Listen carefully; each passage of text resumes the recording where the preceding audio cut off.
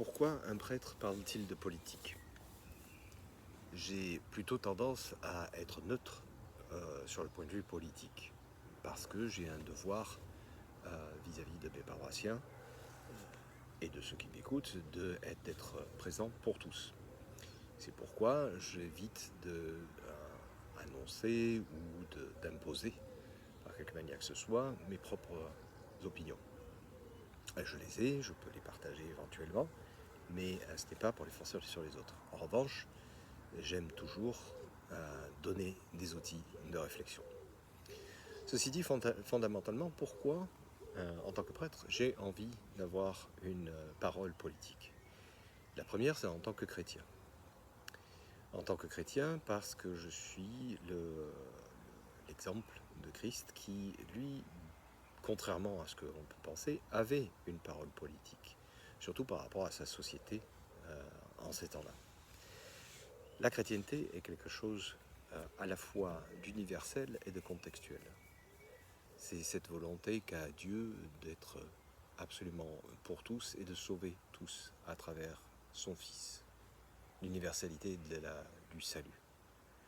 Et à la fois, c'est contextuel parce que ça s'est exprimé de manière incarnée en la personne de Christ à une époque, il y a 2000 ans de cela, et dans une culture, la culture juive, et dans une situation historique particulière, sous occupation romaine.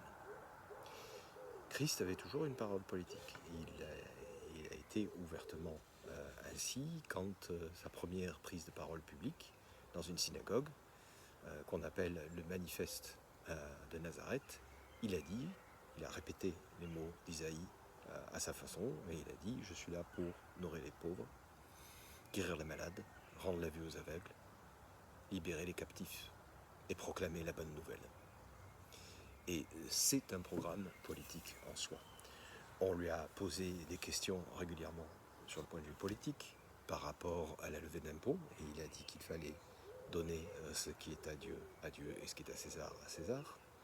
On lui a demandé de juger par rapport à la femme adultère, et il a pris position là-dessus. Il a pris position sur plusieurs choses qui étaient éminemment politiques, comme par exemple choisir parmi ses disciples non seulement des gens qui collaboraient avec l'occupation romaine et d'autres qui luttaient contre l'occupation romaine. C'est une façon de faire la politique. La deuxième raison, c'est pas seulement parce que je suis chrétien, mais aussi parce que je fais partie de la confession anglicane, et plus particulièrement dans l'Église d'Angleterre.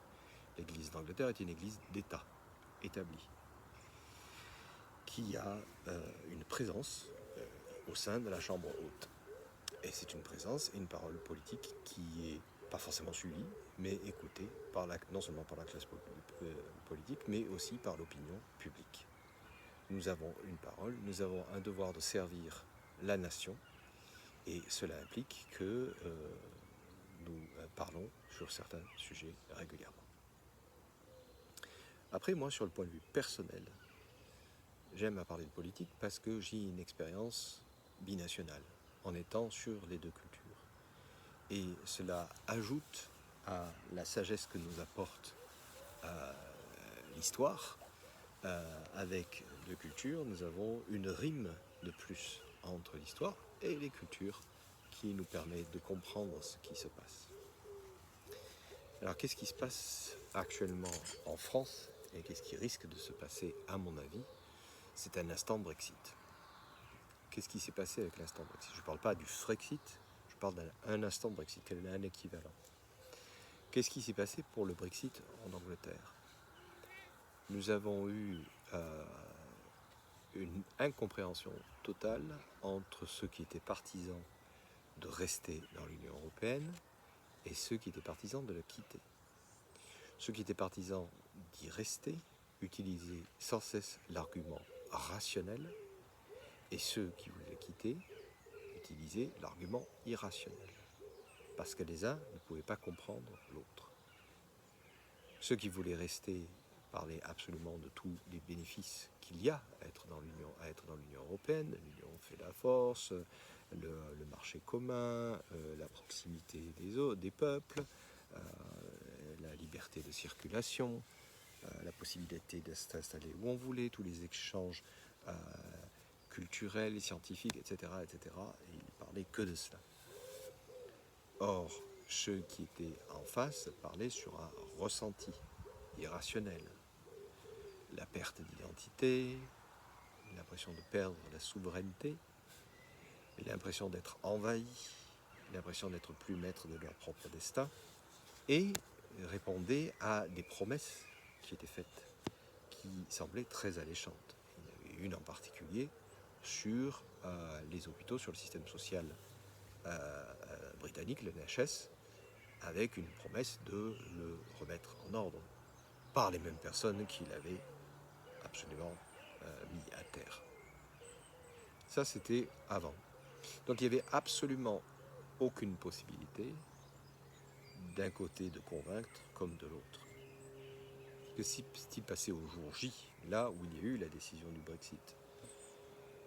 Il y a eu d'une part un formidable espoir et de l'autre un formidable désespoir. Et après, qu'est-ce qui s'est passé dans les jours qui ont suivi? Non pas quelque chose de spectaculaire d'un coup, à part la chute de la monnaie britannique qui a été vertigineuse. Il s'est passé des choses qui se sont décortiquées. Et surtout, rien ne s'est passé comme prévu. Du côté de ceux qui étaient contre le Brexit, ça ne s'est pas passé comme prévu parce qu'il n'y a pas eu tout d'un coup un effondrement de l'économie. C'est une économie qui s'est mise à ralentir petit à petit, à stagner, et qui est en récession petit à petit. Rien ne s'est passé comme prévu par rapport aux promesses pour les hôpitaux publics. L'argent n'a pas été investi. Les hôpitaux publics sont dans une situation qui est pire. Et même si, comme ils avaient promis, tout l'argent qui devait être dépensé, qui devait être envoyé à Bruxelles, était retenu, il a été complètement dévoré par la dévaluation de la monnaie. Qu'est-ce qui s'est passé? C'est qu'on s'est retrouvé aussi, alors par rapport au chômage et par rapport à tous ceux qui avaient des sentiments de déclassement, et bien non seulement on ne s'est pas retrouvé forcément avec plus ou de meilleurs emplois, mais on s'est retrouvé avec des champs vides. On manque d'ouvriers en Grande-Bretagne pour les exploitations agricoles, on manque de chauffeurs de camions, on manque de tout. Pourquoi? Parce qu'on a fermé les frontières. Et maintenant on essaie de les ouvrir, mais plus personne n'a envie de venir s'installer à cause de l'incertitude. Les classes moyennes et les classes populaires qui espéraient une nouvelle richesse pour eux, avec le Brexit, avec cette opportunité d'être en commerce avec le monde entier, se sont retrouvés en fait à être encore plus pauvres que d'habitude. Parce que le commerce avec le monde entier n'équivaut pas le commerce avec l'Union européenne. Et il n'y a pas eu non plus d'accord fantastique ni avec les États-Unis, ni avec la Chine, qui sont en fait des économies qui se protègent de l'extérieur. Donc il n'y avait rien de possible. Et enfin, le plus paradoxal de tout, c'est l'histoire de la perte de souveraineté. En étant indépendant, et ça semblait logique, les Brexiteurs s'attendaient à recouvrer leur souveraineté parce qu'ils allaient prendre eux-mêmes leurs décisions.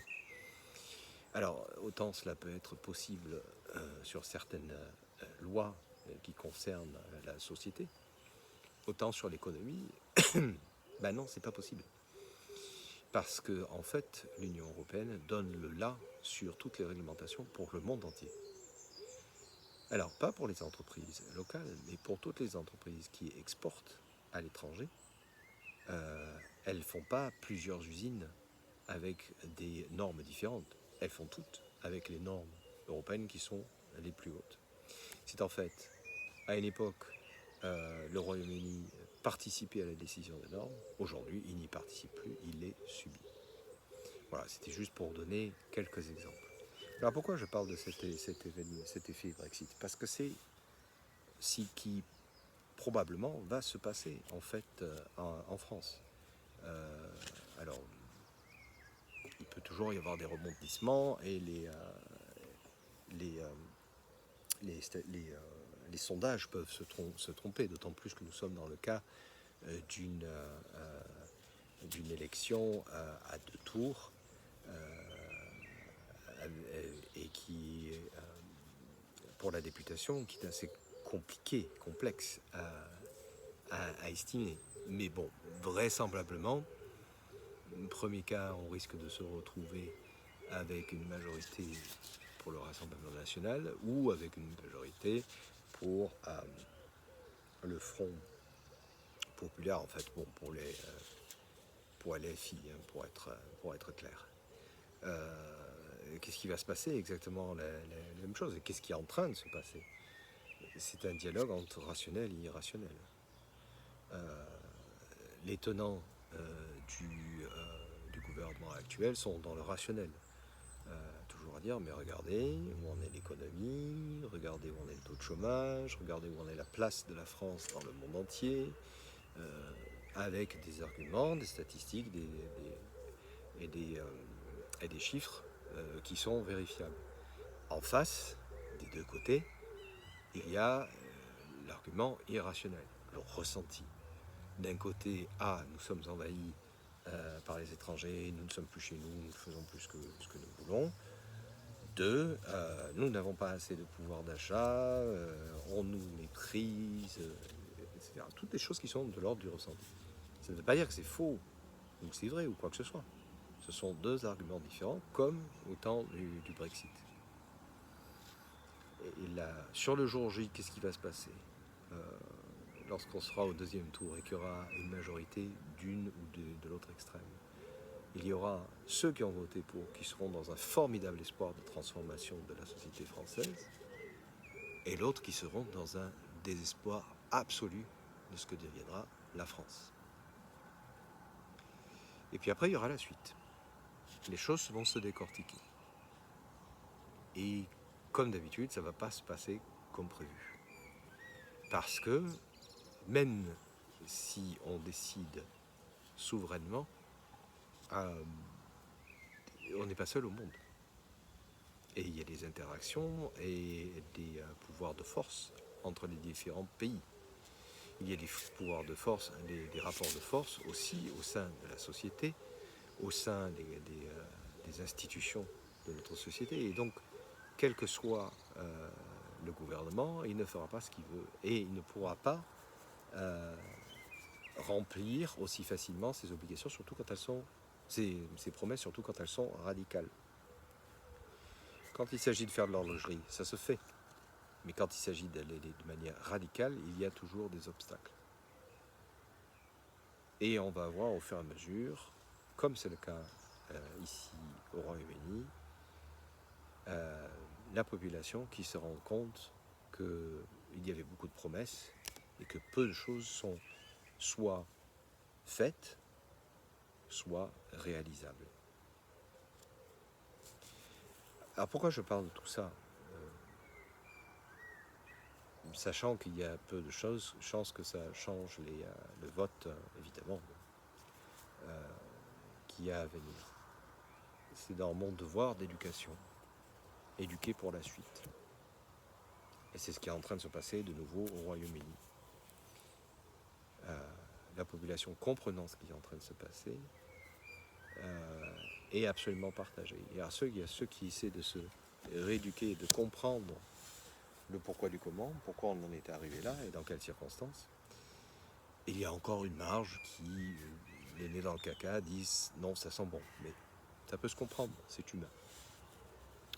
Voilà, je voulais quand même avoir cette parole là-dessus. Je voudrais conclure sur une chose, sur un paradoxe qui est assez impressionnant. Tout le monde a été surpris par la décision du président de la République de dissoudre l'Assemblée et d'appeler à